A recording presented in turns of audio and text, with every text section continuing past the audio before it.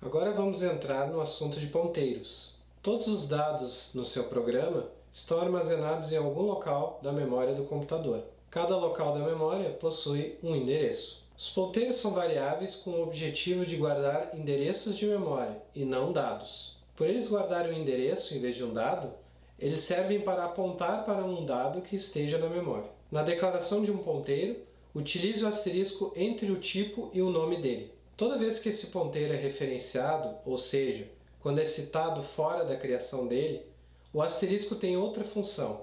Serve para resgatar o dado ao qual o ponteiro aponta. Vejamos alguns exemplos para esse conteúdo ficar um pouco mais claro. Então, para ilustrar o funcionamento de um ponteiro, tem um exemplo aí bem simples, com variáveis inteiras. Aqui temos um inteiro chamado número com o valor 10 e temos dois ponteiros. Tá? Um eu chamei de P, como eu sei que é um ponteiro, é com asterisco aqui, eu tenho que definir o tipo dele. Eu poderia deixar tudo na mesma linha aqui, só por uma questão de visualização inicial de vocês, eu resolvi deixar separado, mas não faz diferença. E aqui a gente tem um ponteiro para ponteiro, né? Qual a função de cada um? Né? O ponteiro ele vai apontar para um valor na memória, né? Ele vai ter armazenado nele um endereço de memória qualquer, né?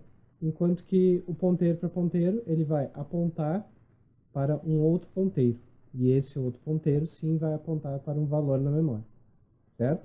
Então, como isso é feito, né?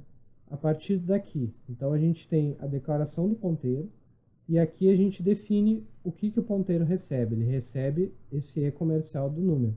Lembra lá no scanf que o E comercial significa o endereço. Tá? Então o endereço de memória que se encontra essa variável número vai ser recebido pela variável P, que é um ponteiro. Certo? E a variável Q, como ela aponta para outro ponteiro, a gente faz dessa forma aqui, né? A gente usa o E comercial do P.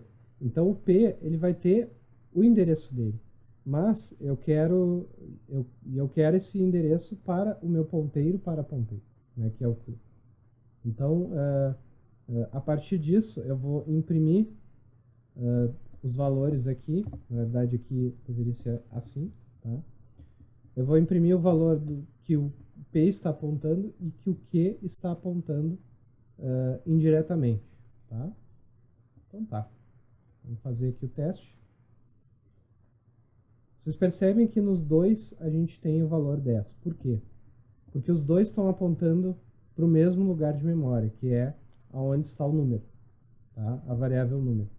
Então, na verdade, os dois estão imprimindo exatamente a mesma coisa. Não é só apenas o mesmo valor, como é o mesmo local na memória do computador.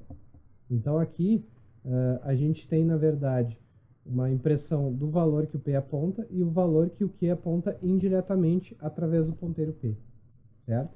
Então, nas próximas aulas, quando a gente vê a alocação dinâmica, talvez vocês entendam melhor uma das utilidades do ponteiro, né? Além também, na aula de funções, também vocês vão ver a questão de passagem por referência, que também é uma utilidade interessante de ponteiro.